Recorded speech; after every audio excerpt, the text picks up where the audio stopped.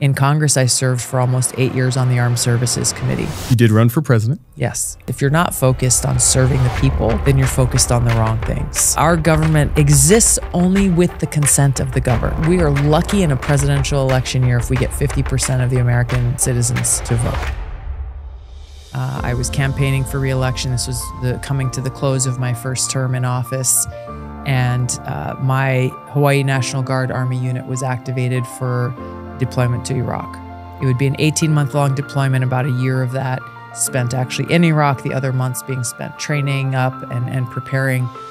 Did you not have any fear and anxiety about putting yourself in that kind of harm's way? No. We want to be people who are continuing to learn from experiences, from mistakes, from failures, from successes, from lessons learned from things other people have done. Like, that's the only way we actually be better as people, you know, husbands, wives, friends, coworkers, bosses, leaders, everything.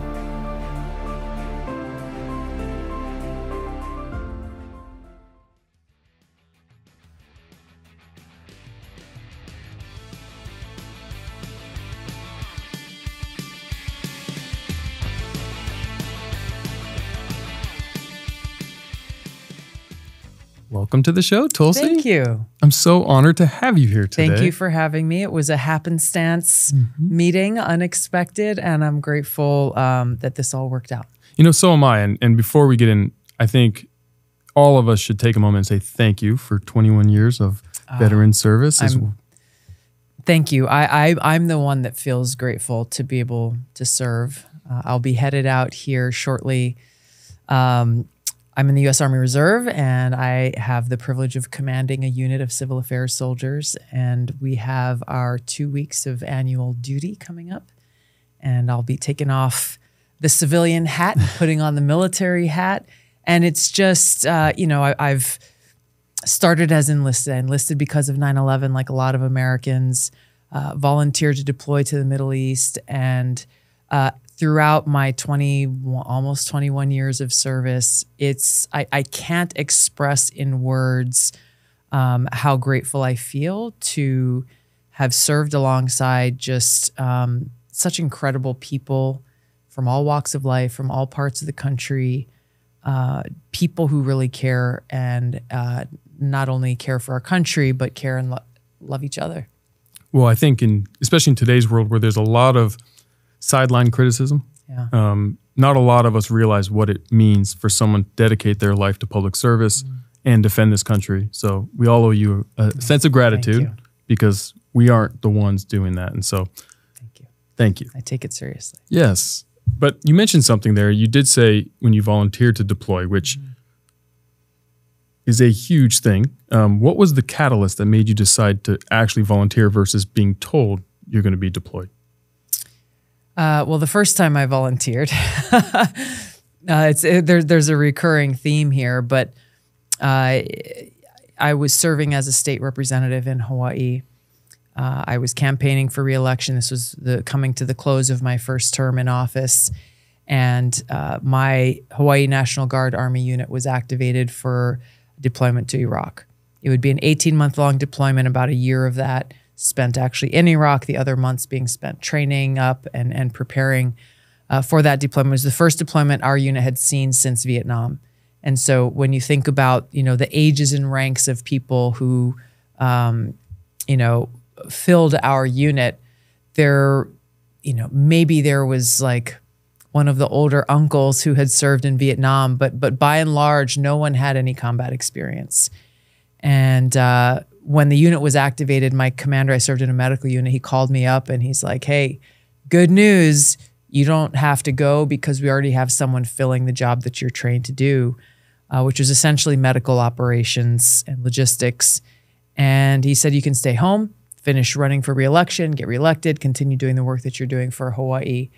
And I just knew very quickly, and we went back and forth. I told him there's no way I'm staying home and watching you guys go and ship off to the other side of the world to a war that at that time was 2004 going into 2005 was still very much the height of that war in Iraq that was billed as Operation Iraqi Freedom. And so we went back and forth. He realized I wouldn't take no for an answer. I suspended my reelection campaign to the state house, one where there wasn't any real opposition, and then went and got trained in a different job that they needed filling, and went out on that deployment. It changed my life. I can't even imagine. I mean, did you have a sense of, I mean, obviously the sense of duty and loyalty to your division? Yes. But did you not have any fear and anxiety about putting yourself in that kind of harm's way?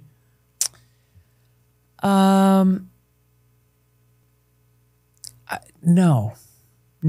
And I don't say that in a way that should be misconstrued to make people think I took it lightly. I did not take it lightly at all. But I volunteered to serve my country and enlisted by choice, specifically for this purpose. And I chose the National Guard so that I could serve my community in my home state during times of natural disaster, but if called, to serve my country and to go after those who attacked us on that tragic day on 9/11. And so the feelings I felt were not fear and anxiety. There was definitely a sense of soberness and gravity about what we were about to do. Like I said, no one had had any recent experience in any combat environment. You know, going into a situation where you're dealing with an insurgent Islamist terrorist group that was really the one causing the casualties in the war. Yes, we trained a lot. We trained for months for this. But if anyone said, I know exactly what it's going to be like, I know exactly what's going to happen, they would have been wrong. They were still rewriting and editing and getting feedback from units that were deploying to improve the training manuals and training scenarios that we were going through. So it was a quickly evolving situation. And the real powerful thing that I don't think I fully anticipated until just before I left was just being confronted with the fact that my saying goodbye to my family could very well be my final goodbye.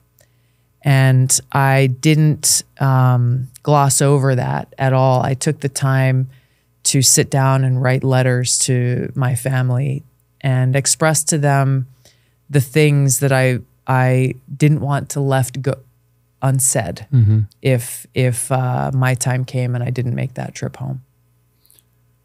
I mean, I can't fathom having to write those letters and putting myself in that position. Did you always see yourself in the military, or was it truly the 9/11 changed that whole paradigm? 9/11 changed everything. You know, I was a kid. I grew up in Hawaii.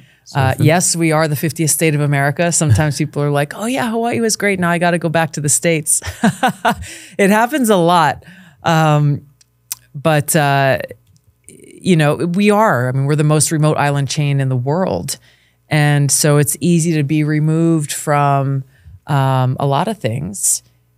So I grew up, you know, surfing and hiking and appreciating and enjoying what it means to grow up on an island.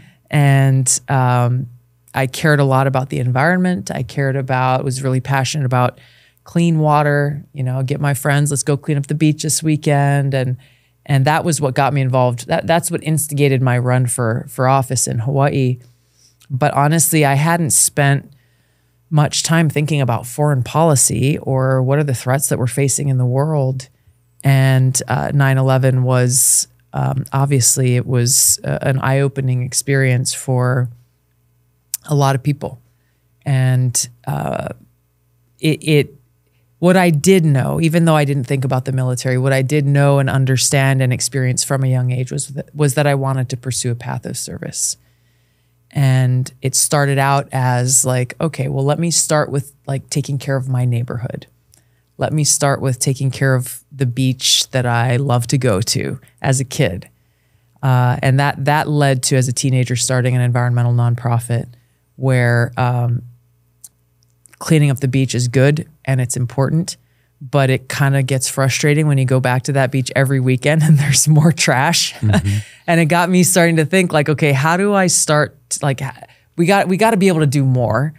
And so the nonprofit that I co-founded, we focused on kids like K through 4th grade.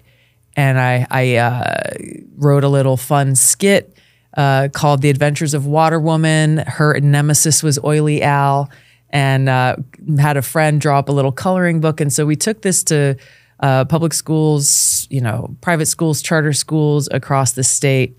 And it was so fun for me. I played Water Woman naturally, had the blue cape with a little like bedazzled water drop on it and everything. And then, there's Oily Al, and it was just cool, just going through everyday things. Like Oily Al changed the oil in his car and he's about to dump the oil down the storm drain. Water Woman comes in the nick of time and saves the day. And just seeing the reaction in these kids' eyes as they're like, okay, here's what happens when you throw your empty soda can out of the car as you're driving down the street. Seeing them realize in their own little minds and in their own little world, the connection between like, okay, if you take this action, there's a very real consequence that affects you and your family in your lives. And seeing that light bulb go off for them was a pretty transformational experience for me, to see how this little idea that I had would plant that seed in their minds, if nothing else, to think twice before doing something that they would now realize is bad for them and bad for their home and their beach and everything else. I don't think enough young people appreciate the ripple effect. Yes. And that they can create big waves by small maneuvers, by just doing that, by impacting them at that point and putting those ideas in their head, right, can allow them to grow up into a world that is more conducive to those ideals. Yes. And really, and I've been talking about this, the issue of individual responsibility a lot lately.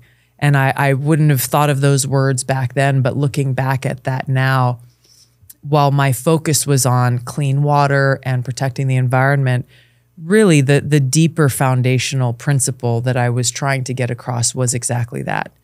Thinking about your actions before you take actions and taking responsibility and understanding what those consequences are, and how that is such a critical principle of what it means to be a responsible member of our society. Mm-hmm. So I get why you joined the military, the catalyst, and I understand your time in the military, but you're still in the military. Yes. And that is a whole different testament, because during that duration, 4 terms in the Congress, running for president, and yet you're still serving, despite the way, this is a very generalized statement, but despite the way we as a country have treated our military and the lack of appreciation that maybe is displayed at times, but yet you still serve, even though you're impacting so many in the public office. What's keeping you there? I love it. I really, truly am grateful to be able to serve in different ways, both in uniform and outside of uniform. My deployments, I had 2 deployments to the Middle East that served as the catalyst for my wanting to run for Congress. I hadn't thought about it before. My running for State House was not at any point done within the context of, well, now I'm going to do politics for the rest of my life. It was the answer to a question that I continuously reflect on and ask myself, which is how can I best be of service? Where can I make the most impact? And being completely comfortable with the fact that, like, I've never known the answer to these generic questions we find on applications or job interviews, like, where do you see yourself in 5 years? Where do you see yourself in 10 years? Like, I don't know. And I like that I don't know, because while I have been very focused and driven with a clear sense of purpose, not being rigidly stuck to a quote unquote plan has allowed me to see and seize opportunities to serve in a lot of ways that I could not have foreseen or planned, even if I had tried. I have found throughout my time in serving in uniform how, for example, in Congress, I served for almost 8 years on the Armed Services Committee, the committee that exercises, whose job it is to exercise oversight over the Department of Defense, essentially. And I know this may surprise you, Jeff, but when we have, cabinet secretaries and four-star generals coming and briefing members of Congress, they oftentimes would tell us things that they wanted us to know. Mm-hmm. And if you didn't ask the right questions, or if you didn't know where to look, you might not actually find the things that really should be focused on, because they are problems that need to be addressed, or changes that need to occur, even if, the bureaucrats are resistant to that change. And so I saw really an ability to be more effective as a legislator, because, whether in the National Guard or Reserve, I'm going out there and putting on my uniform and feeling the downstream effects of those policies and those decisions that are made. Even with the best of intentions, they can very quickly warp into something either very different or actually counterproductive once it reaches that quote unquote end user, the soldier who's just showing up for duty and waiting for somebody to tell him or her what to do. And that kind of experience has been awesome, to be able to help serve our soldiers in a different way. Would you say the military helped shape your leadership style, or did you bring a certain style to the military and have kind of held on to that? It has certainly shaped my approach to leadership, and has taught me some fundamentals just about how to tackle a problem, how to build a strategic plan, asking questions that, you think might be simple or obvious or even dumb questions. But as I have found, some of the most high-ranking officials in our government don't ask those questions. For example, obviously there's a very specific application when you're talking about the question of, do we go to war or not? But these questions really apply across the board. What is your objective? What are you trying to accomplish? What does success or winning look like? How do you define that? Because the way you define it, even given the same scenario, may be very different than I would define that. How do you know when it's time to exit? And what is that exit strategy and that exit plan? And from a U.S. government, military, diplomacy, whatever department it is, the most important question is, how does this action serve the interests of the American people? Or is it counter? Will it end up being a counterproductive action? And so these are all things like this kind of basic analysis. These were things that I learned in the military at a very low rank, as like, okay, before you step out the door and you take your team with you, you better know the answers to these questions, because you got to tell your team so that they know everybody's moving in the same direction, on the same page, knowing that when the stuff hits the fan, as it always does in some way, shape, or form, you're able to adapt and overcome those unforeseen obstacles and continue moving towards that shared objective. Yeah, I mean, those lessons, I think, are parallel in so many different walks of life. And the fact that you're able to learn those and apply those in your political aspirations is great, because you just hit it earlier when you said a lot of times the right questions aren't being asked. And I always wondered, why are they not being asked? And could it be that because they don't know what questions to ask, they're kind of lost in those situations? And so having that breadth of experience when a general is speaking to you, although you may never have been at that high level, even at the low level of military, you do understand the standard operating procedures of the military and how it operates. Yes. There is one part of the military mindset, right, which is required. Once an order's been given, you follow it. But as a politician and someone serving in the public sphere, sometimes we have to question those decisions and really look at it from all the different angles. How do you juggle those two sides of that training and your own perspective? Well, first of all, as a person who has served in the National Guard and the Reserve component, there is a very clear line between my role as a civilian or a person who's held public office or holding public office versus my role as someone who wears the uniform.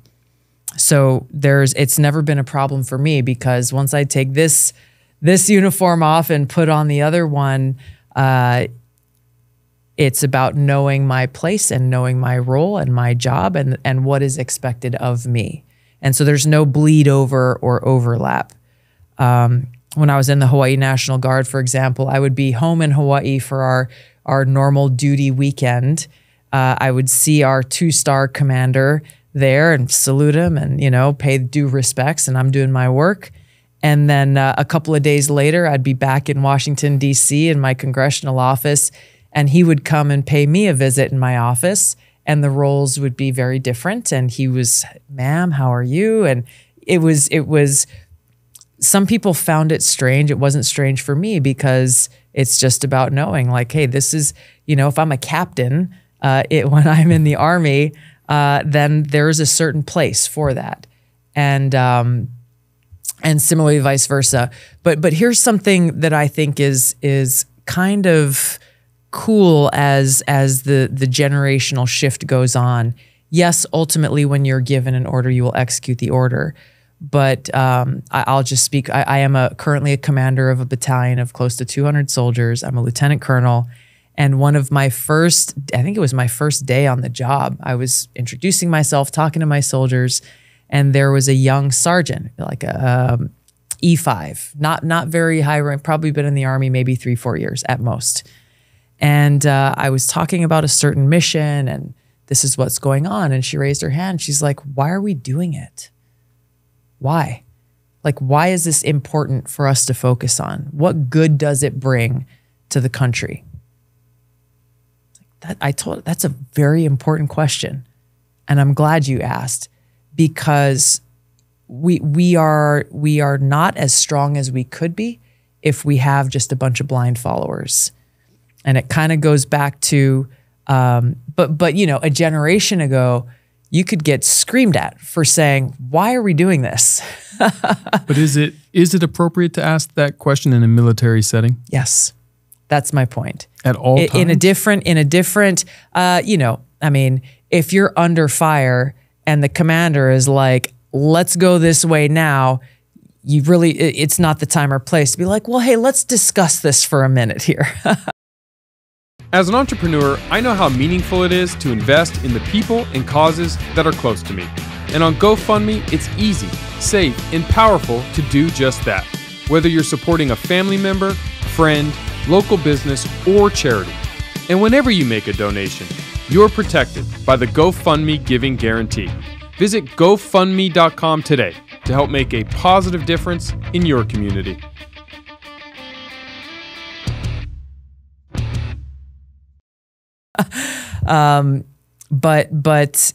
Yes, so time and place, circumstance dependent.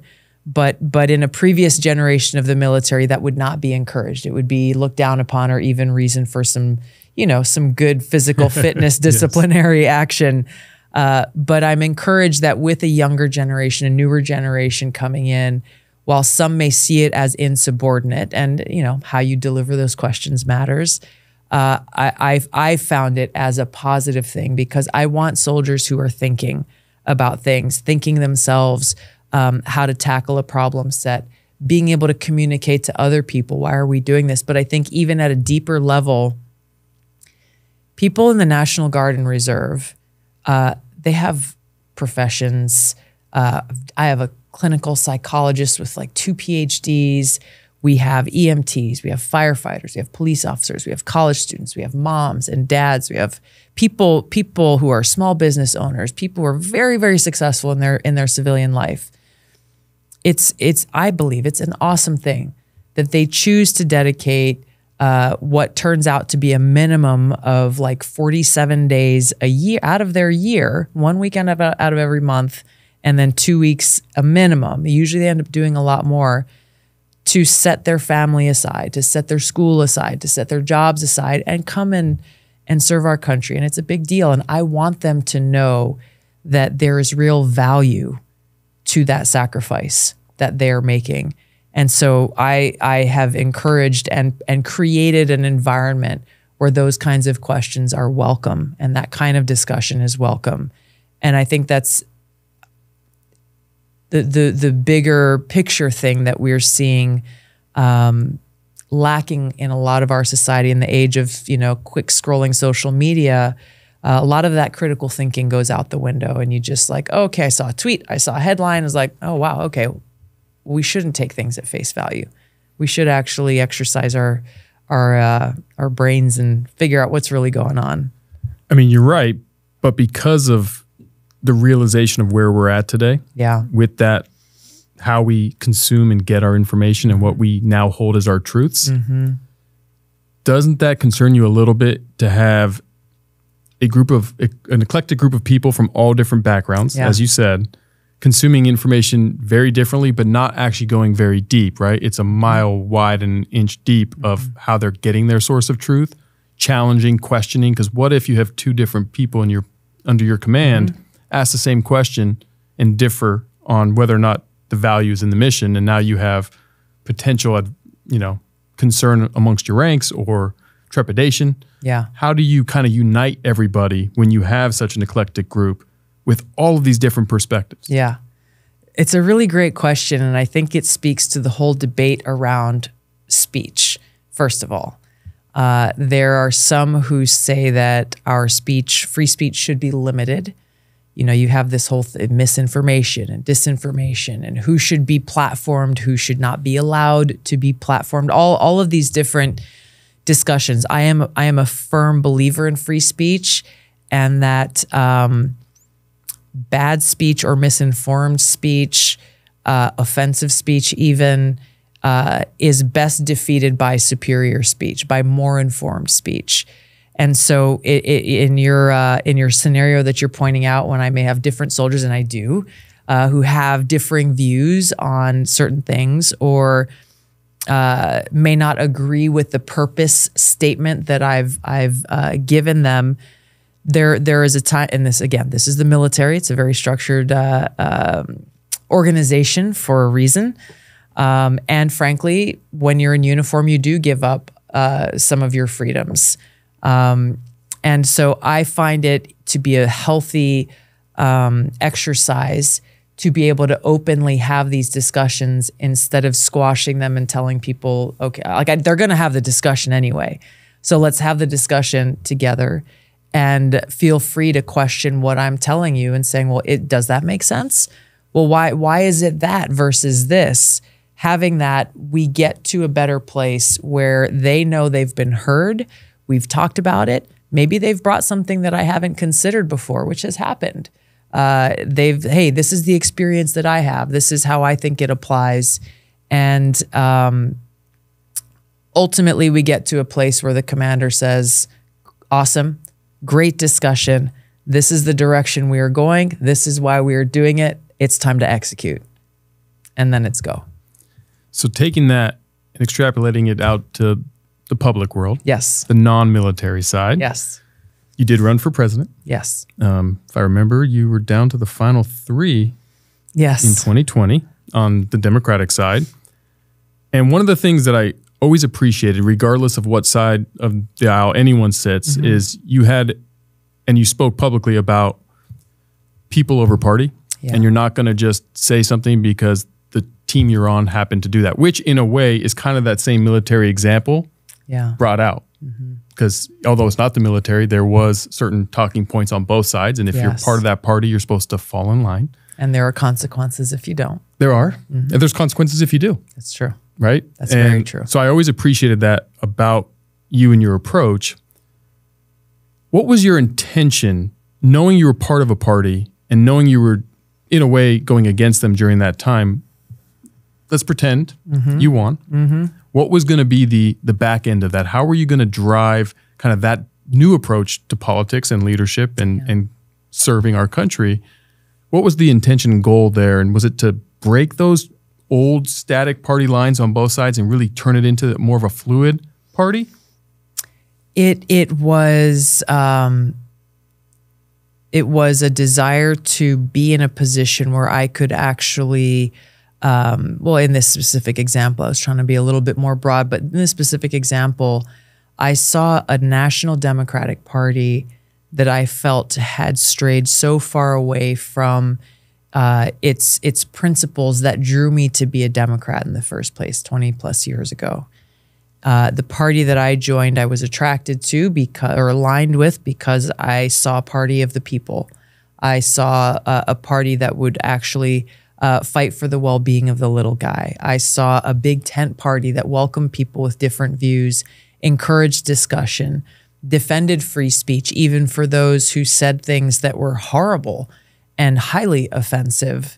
A party that understood the importance of civil rights and civil liberties, that celebrated people like President JFK and Martin Luther King, and not just because of the iconic leaders that they were, but because of what made them iconic, with the kind of like serious disruptive change they sought to bring about and the courage that they embodied.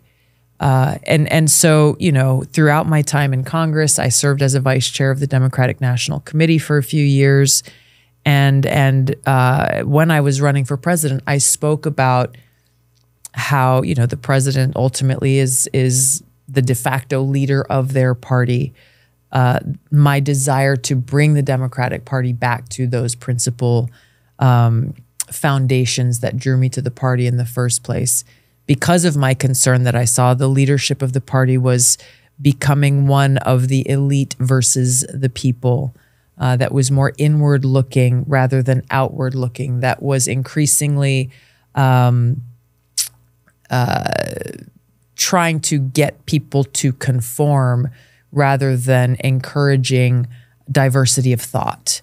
I felt that they were focusing on the wrong things. And by ultimately, what are the wrong things? If you're not focused on serving the people, then you're focused on the wrong things. Yeah. I mean, it's fair. And you clearly made a public decision to leave the party. And before we talk about the upcoming book, I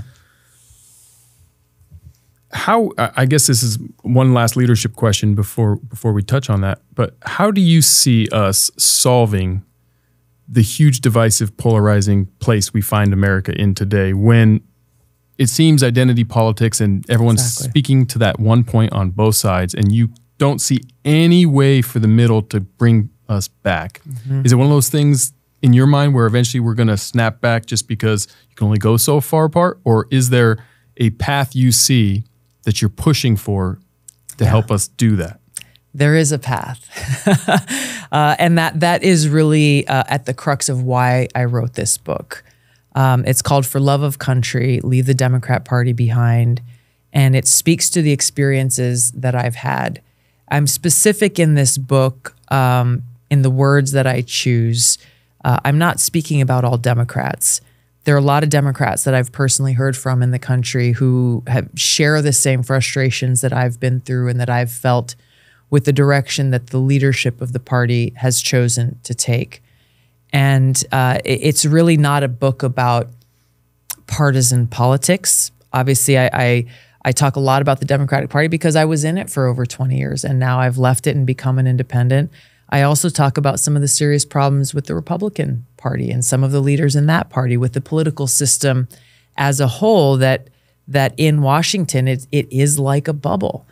And people care more about, well, what do the reporters think, or what do the lobbyists think, or am I getting invited to this party? And oh my gosh, I'm not popular anymore, and they left me off the guest list for this other fancy embassy party. And just, it's like, if that's what you're worried about when you're walking through those historic halls, where literally, if you've never been to the U.S. Capitol before, you should go and take a tour.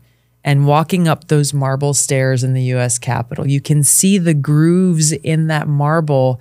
And I've often imagined, like, man, the people who have come before us for generations into this place that is rightfully known as the people's house. And yet, sadly, we have so many politicians from both parties who are more concerned about the next election than they are about the people. And when you talk about hyperpartisanship, too often when the parties do come together, it is most often around the cause of starting another war. without thinking through, hey, is this actually good? Is this necessary? Have we exhausted all other possible means of diplomacy before resorting to either economic warfare or kinetic warfare, either with our troops or a proxy force? Asking the most essential and important questions. And ultimately, this leads to not only a less safe country and a greater security threat, but a power grab taking away our freedom. And so I point out a lot of big problems in this book, but most importantly, I talk about where there's hope. We won't accidentally come together as a country as a reaction of the extremes that are very real. The only way we come together is if we choose to come together. And the path for how to do that is really laid out by our founding fathers, people who disagreed about a lot of things. There's this thing that people think like, oh, well, I don't agree with this person. And so like, why bother have a conversation? Have a conversation. You might learn a thing or two. You know, the Democratic Party, unfortunately, now is like got a lot of purity tests. Like if you're not 100% on all of this laundry list of issues, then you don't belong here. That's not how we are in life. Why would we expect politicians to be that way? Why would we want them to be that way? We don't want a country of people who are robots and think alike and act alike and walk in lockstep out of fear of some kind of cancellation consequence. We need this open marketplace of ideas. We need to treat each other with respect, even when we disagree. Have those fierce debates, even arguments around the things that you're passionate about and that you really care about. But come together in the same way that our founders did around the fundamental principles and freedoms enshrined in the Constitution, enshrined in the Bill of Rights, enshrined in the Declaration of Independence. Because if we don't find our way to come together as fellow Americans first, then we will very quickly find ourselves in a place, as we already are seeing signs that we are headed in a direction where these freedoms are being eroded and taken away by those who only care about power.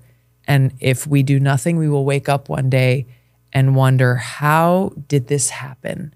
How did these United States of America become a country that resembles more of a banana republic than an actual democratic republic? But isn't that a lot? Don't we struggle with the boiling frog problem here? Because while everything you just laid out is 100% true, we do need the population to spend the time, energy, and effort to A, understand the problems, yes. B, not only just consume this is what I want to hear media, yes. which is what we now have, yes. regardless of political side.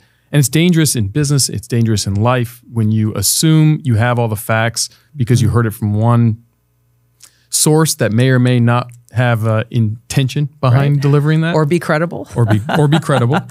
So how can we help? Because I travel speaking around the country, opening Everbowls, and I meet great humans. Yes. And that's what I've learned.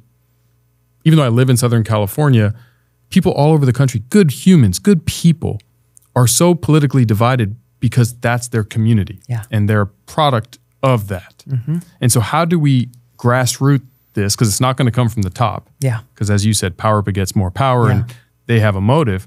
How can we actually touch these communities to showcase where those founding fathers delivered the path forward and how we have to get reunited and become the United States of America that we once were and hopefully will remain? How do we actually break down to that level? I am doing all that I can. Mm-hmm. I am on the road almost constantly delivering this message. It's why I wrote the book. Thank you for inviting me here to join you today. But no single person or single organization can accomplish this.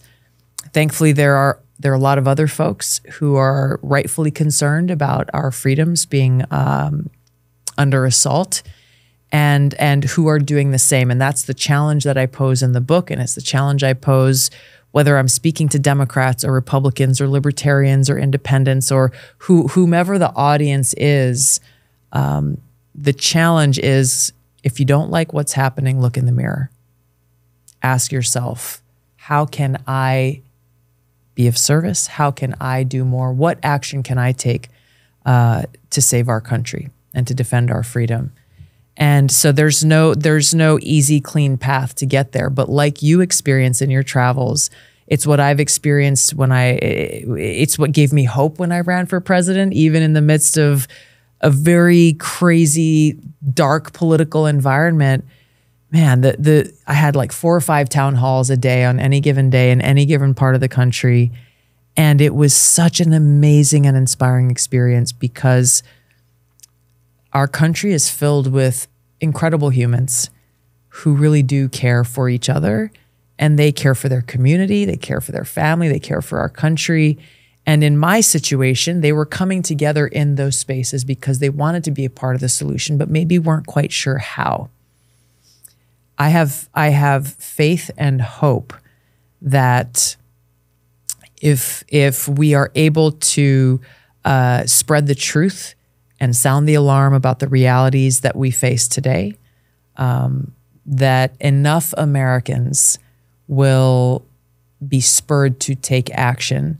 How do we defend our freedoms? By exercising our freedoms, by not self-censoring because you're afraid of what the consequences could be. And obviously by not only going and casting your vote when it comes time to do so, but being informed before you go and know that, hey, our job is to hold leaders accountable. We can only do that if we put in the work to know what exactly they're doing. And are they for us or are they for themselves? There's no easy path. There's no easy answer. We go back to where we started from with those kids. It's about individual responsibility and taking ownership of the power that those who founded this country placed in our hands, which is a pretty incredible thing when you really think about it. You know, we the people, wow, like those are powerful words. They said that our government exists only with the consent of the governed. And so while we can rail away all day and night, justifiably so, about how, you know, government bureaucracy and just all that is broken. It really is broken in a lot of our government systems. Got it. Those people are elected by voters. And look, the reality is that we are lucky in a presidential election year if we get 50% of the American citizens to vote. Hey fitness fans, ready to crush your fitness goals? Make your move to EOS Fitness, where becoming a member starts at just $9.99 a month. Gyms are open 24/7 and packed with the latest gym equipment to keep your workouts fresh. What are you waiting for? Give them a call, drop by, or hit up jefffenster.com/EOS to join. EOS Fitness, better gym, better price. Now, let's get after those goals. That's fascinating. It's fascinating and sad. It really is sad. It's also yourself excluded at a time and place where a lot of the people you talk to say this sentence, I would never want that job. Yes. And which means some of our most qualified potential candidates will never raise their hand and say, I'm willing to take the beating to go through that process. Yeah. And so not to say those are the people, by the way, when I meet them, I'm like, you are the one who should run. Because the politicians that I've met, and I know many of them personally, the ones who chase those parties, they chase the title, they chase the special treatment that they get, they're the ones who should never be in power. It's the unwilling leader and servant, someone with a servant's heart, who's willing to do it in spite of the fact that they have no desire to, and are willing to bear those sacrifices of scrutiny and judgment and attacks and all of the things that go along with it, because they are driven by a love of country and recognize that the people in this country need real leaders who have their best interests at heart. So is the spirit for love of country to be the starting point of a paradigm shift for America? Or is it more to help us open our eyes? Like, what do you want people to take after they read your book?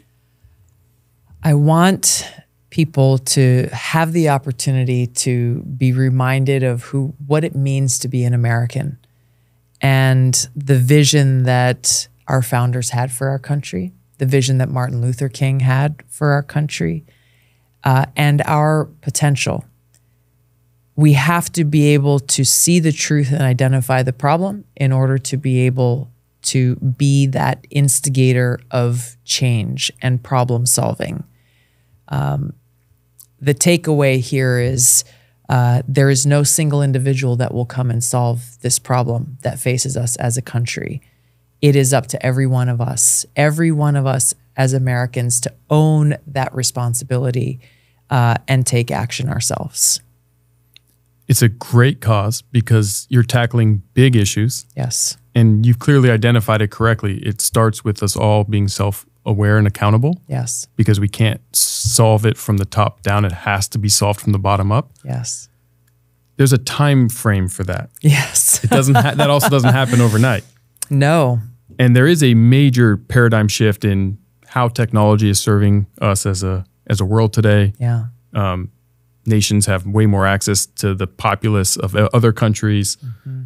Obviously, from immigration and all of the major issues that we are tackling as a country, and AI and all these different elements.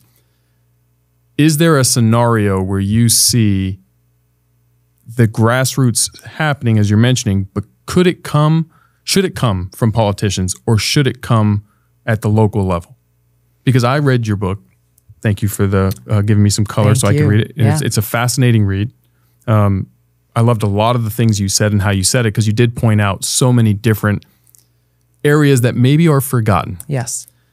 And how we take the lens of our forefathers hundreds of years ago and apply it to today's problems. Yes. That is where I see a huge challenge, but a huge opportunity. Mm-hmm. And if we can help drive that, and I'm curious your thoughts on how we help achieve that, because the government telling us to do it in whichever party, no one's listening. No one's taking that to heart. Yeah. So how can we accomplish that in your eyes, knowing that you've clearly identified the path forward and the problem? Yeah. How can we implement it? And how can the audience who's listening today, what can they do immediately to say, okay, after I read this book, what's the next step? What do I actually do?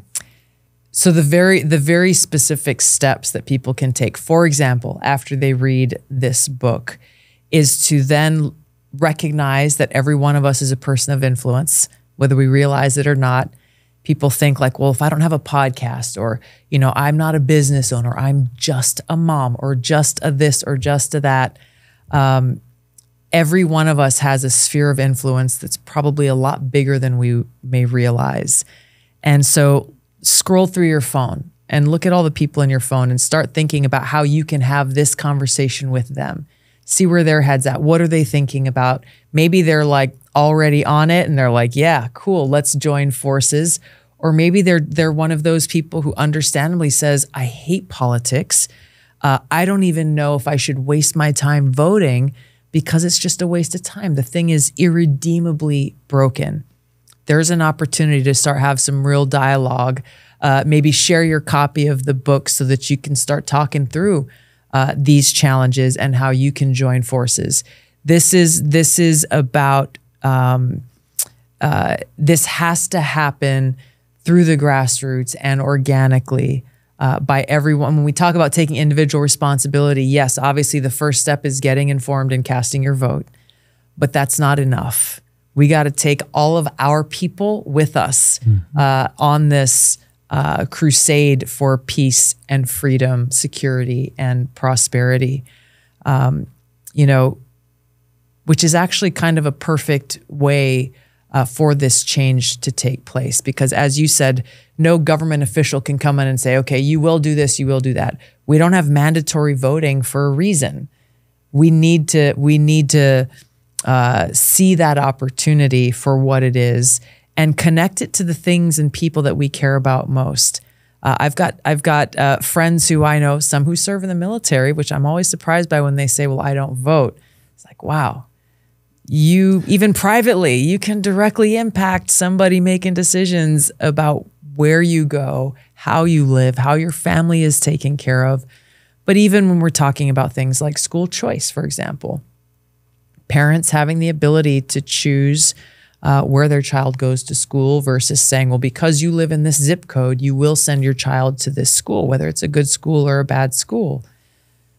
We've got to get away from this idea that all children are the same and learn the same and should be treated like, you know, products on a conveyor belt where you push them in one end and you get a good product on the other end. And it's just not how people are. Right. Parents know their children best and should have the freedom to be able to choose what education style would work best for each of their children. This is a policy or an issue that polls show increasingly over time. People across all political, partisan demographics, ethnic demographics, age demographics, nearly 80% of parents across America would like to have this freedom to choose how to best educate their children, and yet they don't in most places. There are political powers that be that are standing in the way of that for their own selfish interests. But this is one example of how someone who says, I hate politics, and I get it, trust me, I get it. But when you're thinking about what's best for your children, there's a direct connection between your ability to have that freedom as a parent and what kind of people you vote for in office, or if you don't vote at all. And I could give you 100 examples of those direct through lines between things that impact you on a day-to-day basis or those that you love and care about the most, and how politicians at every level of government are directly impacting your life positively or negatively. We cannot separate politics from life. Right. It is reality. And our founders recognized the fragile nature of democracy, how humans with power are unfortunately sometimes prone to abuse that power. And that's why we have the system of governance that we have. But it only works if we, the people, actually exercise our power and use it. Yeah, and I challenge everyone who's listening and who's watching on all the different platforms to buy your book, because it is a refreshing perspective, even if they disagree with you on your politics. I believe it was Albert Einstein said, you can't solve the problems by using the same logic you use to create them. Yes. And so we have to stay informed. Yes. And we have to be open to other ideas, because as I said at the beginning, and what I loved about you and your political journey the most was you always said people over party instead of party first. And a lot of our politicians are party first, and nobody agrees with 100% of their party. No. Nobody does. No. And so we do need to tackle each issue on its face, and that is true in business. Mm-hmm. And these principles, these leadership qualities that you're bringing to the American people from the political sphere can be applied to all of us, entrepreneurs, CEOs, managers, VPs, and everyone up and down, and even in the family unit. Yes. Which is, we believe this to be true, but let's take new information. Yes. Let's attack that problem from a different perspective and see if we still agree with ourselves. And if we do, great. Yeah. Right? If someone reads your book and still disagrees with everything you said, that's okay. It is. But they're informed. Absolutely. I can't, I mean, everything you said, I 100% agree with. And it's the thing is, it makes sense. Like, it's just common sense that in our personal relationships, in work, in life, we want to be people who are continuing to learn from experiences, from mistakes, from failures, from successes, from lessons learned from things other people have done. Like, that's the only way we actually be better as people, you know, husbands, wives, friends, coworkers, bosses, leaders, everything. Why would we expect something different in the political sphere or when it comes to conversations around politics? I've been around this for a long time. I am always eager. I will listen to podcasts from people who I already know from the outset I'm not going to agree with, but I'm really curious about why they hold a position that I think just doesn't make sense at all. Like, what is your rationale? What's the logic you're using behind this? And I hope you have some. Sometimes there's not, but usually, you know, they talk, which is the great thing about podcasts. You have the chance to actually explore these things. And I always gain new information. And sometimes it's caused me to think like, oh, wow, that's an angle on this that I've never really thought about. And whether it changes my position or reinforces my position, but allows me to strengthen my argument in a conversation or in a debate, we individually and collectively get to a better place when we are challenging ourselves first and the positions that with others who we may disagree with. Because I've seen it through my work in Congress. By remaining open-minded, treating people with respect, and actually listening, truly listening, we have found solutions to things that neither of us would have found individually at all. And it was because we came at it from two very different perspectives. Yeah. And I think that there's an opportunity on your website right now, if someone pre-orders it, to actually get a signed copy ahead of the release.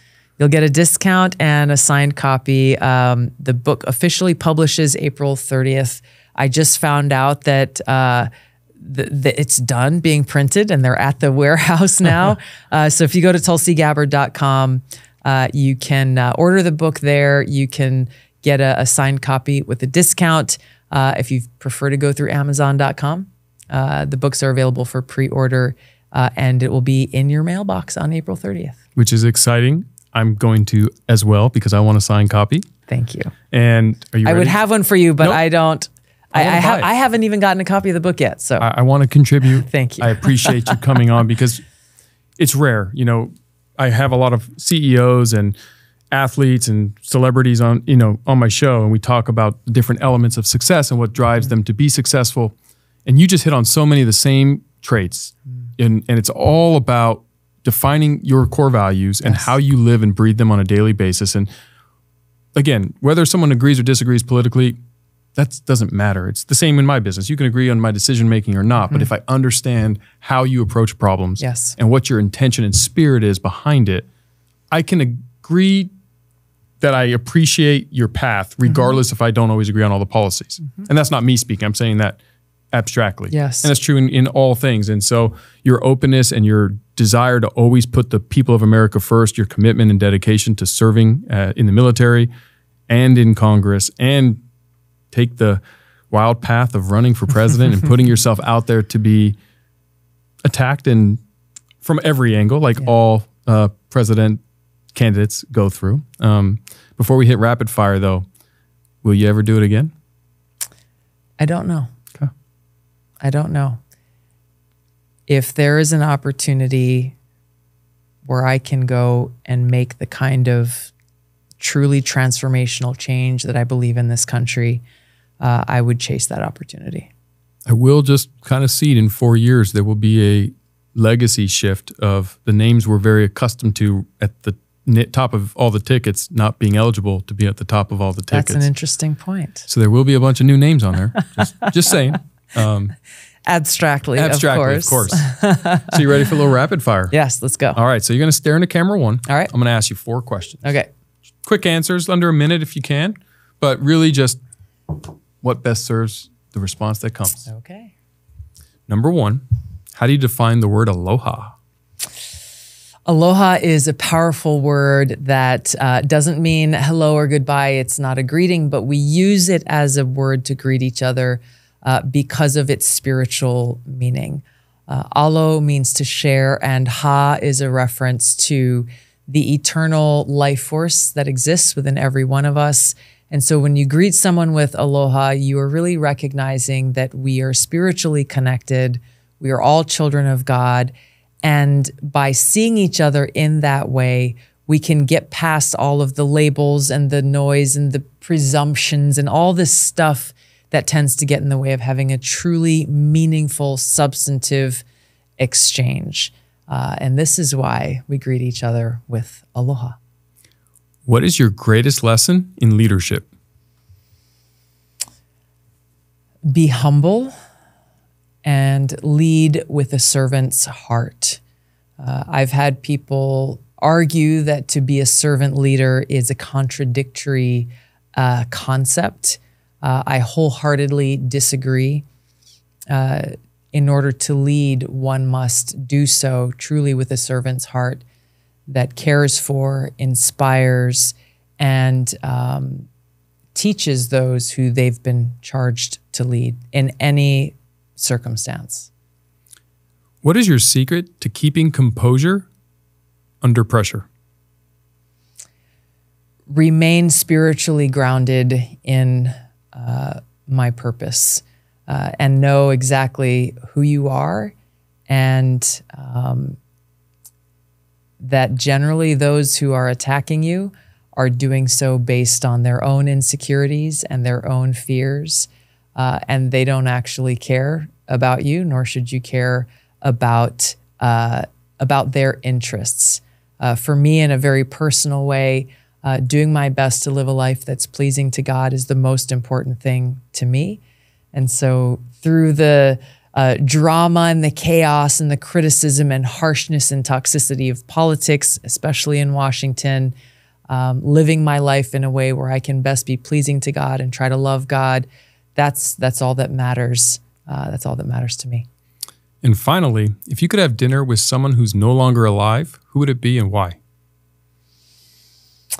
I would love to have dinner with Dr. Martin Luther King, specifically because he lived through a time of greater adversity than many of us could ever even possibly imagine. And yet he was disciplined in his message of peace, delivering inspiration to people about how we can come together, not based on the color of our skin or any other superficial label, but instead as children of God, understanding we are all equal. Well, Tulsi, I want to thank you so much for coming on today. Thank you, Jeff. And for all the hard work that you're doing, not only to serve this country, but to also change it and be the voice for the little guy and girl out there and hold all parties accountable to their values that they speak publicly or what they should be. And the fact that you are going around the country, meeting everyday Americans, fighting for all of us, and trying to effect change in the manner with which you're doing, and for writing this book, which I think is going to be a great voice in the space that needs to be read and heard. Thank you. And so thank you so much. This was really an awesome experience for me. Thank you. I am so grateful we crossed paths and that we had this opportunity to really dig into the things that you talk about on your show on a regular basis. I've enjoyed being here and learning more about Everbowl and what sparked this mission of yours to help people be empowered to make better choices for themselves and their loved ones. And I am leaving here inspired by our conversation, because I don't care whether you are, it doesn't matter what industry you're in or what profession you're in, or whether you are a mom raising incredible kids, or a dad for that matter, a teacher, a business owner, whatever it is. Each of us has the opportunity to lead and to spark that change. And it's an incredible thing to see how you are doing that with your life. Well, thank you. And for our audience, I really do recommend that you immediately go to tulsigabbard.com. You get a copy of this book. I read it. There are so many lessons in leadership that you're going to be able to apply to your business or to your entrepreneurial journey, to your families. You articulate it so well as holding ourselves and our establishment accountable to what we say we can expect them to be. So please go do that, because learning is the foundation of future success. Follow Tulsi on her journey, and thank you so much for coming on the Jeff Fenster Show. Thank you, Jeff. Hey everyone. First, I want to thank all of you for tuning in. And if you guys haven't heard about my new book, Relationship Bank Account, click the link in the show notes or search the title on Amazon. This book is packed with all my secrets to success in both relationships and life. Make sure to pick up a copy, and if the book helps you on your journey, let us know by leaving a review. I appreciate all of you and can't wait to see you on the next one.